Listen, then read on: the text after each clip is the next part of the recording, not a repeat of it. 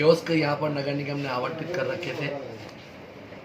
2 साल पूर्व हमारी निर्माण समिति ने यह निर्णय लिया था कि भाई इन कियोस्कों को पीछे जब 12 से 15 फीट ज़मीन खाली पड़ी हुई थी तो हमने 12 फीट पीछे लेने का निर्णय किया। वो इसलिए निर्णय किया कि हमने नगर निगम ने 10 करोड़ रुपए की लागत लगाकर आरएस जो हमारी जो पीछे आरसीएस है हमने वो ज़मीन को परचेज किया, इसलिए कि उदयपुर की जनता को ट्रैफिक के से सुविधा मिले, निदान मिले।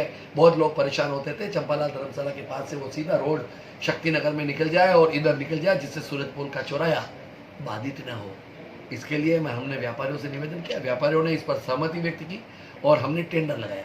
टेंडर लगने के पश्चात कुछ व्यापारी या कुछ भी नहीं है, 1-2 जने जो अननेसेसरी का व्यापारियों को गुमराह करने का प्रयास करते हैं बार बार, और रोज समाचार पत्रों के माध्यम से गलत समाचार ये फैलाते हैं कि कोई कह रहा है कि मंदिर हटा दिया जाएगा, कोई कहता है कि हमें लिख कर दे दो, कोई कहता है कि हमें बेदखल कर दिया जाएगा।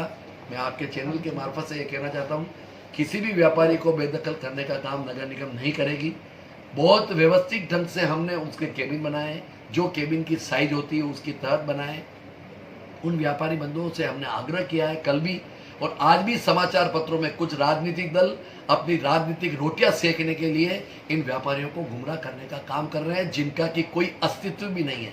और 1-2 व्यक्ति तो ऐसे हैं जो छुटपैये हैं, ये शब्द मैं इसलिए बोल रहा हूं कि छुटपैये हैं, जिनका कोई लेना देना नहीं है और सिर्फ समाचार पत्रों के अंदर फोटो और समाचार आ जाए वो काम कर रहे हैं। मैं उन नेताओं से भी निवेदन करना चाहता हूं, थोड़ा सा अपने गृह क्षेत्र में, अपने वार्ड के अंदर थोड़ा अपना अस्तित्व जमावे, उसके बाद लोगों को गुमराह करने का काम करें। मेरा व्यापारी बंधुओं से निवेदन है, अभी भी यहाँ पर अभी सब जने व्यापारी आए थे, उनसे भी यही निवेदन किया था कि किसी भी कीमत में हम तुम्हारा अहित नहीं करने के लिए करेंगे। हम हमारे कमिश्नर साहब, आदरणीय कटारिया साहब, हमारे महापौर जी, सबकी यही भावना है कि यह रोड खूबसूरत बने, चौड़ा हो और लोगों को राहत मिले। बस यही हमारा उद्देश्य है, इससे आगे कुछ भी नहीं है। हमारे आज आरओ साहब सवेरे गए थे, किसी व्यापारी के मन में ये शंका हो गई कि आरओ साहब ने कुछ गलत कहा। मैंने सभी व्यापारियों को कहा, बताओ क्या कहा। उन्होंने यही कहा ना, लाइसेंस किसके नाम से है और तुम्हारे पिताजी के नाम से है तो तुम्हारे पिताजी जीवित है या नहीं है। यह अधिकारी तो पूछने का अधिकार रखता है, क्योंकि मालिकाना हक जमीन का नगर निगम का है। हम हमारे किराएदार को ये तो पूछ सकते हैं ना भाई कि लाइसेंस किसके नाम का है। इसमें कोई मेरे ख्याल से गलत बात नहीं थी। और व्यापारियों को मैं विश्वास दिलाता हूँ आपके सभी के चैनल के माध्यम से, किसी भी कीमत में किसी भी व्यापारी को हम बेदखल करने का काम नहीं करेंगे, बशर्त यह कि वह हमारे निवेदन को मान ले। हम निवेदन शब्द बोल रहा हूँ, आदेश नहीं। हालांकि म्युनिसिपैलिटी आदेश देगी, लेकिन नहीं, हम निवेदन, क्योंकि हम भी जनप्रतिनिधि है। भारतीय जनता पार्टी का 6ठी बार बोर्ड बना है।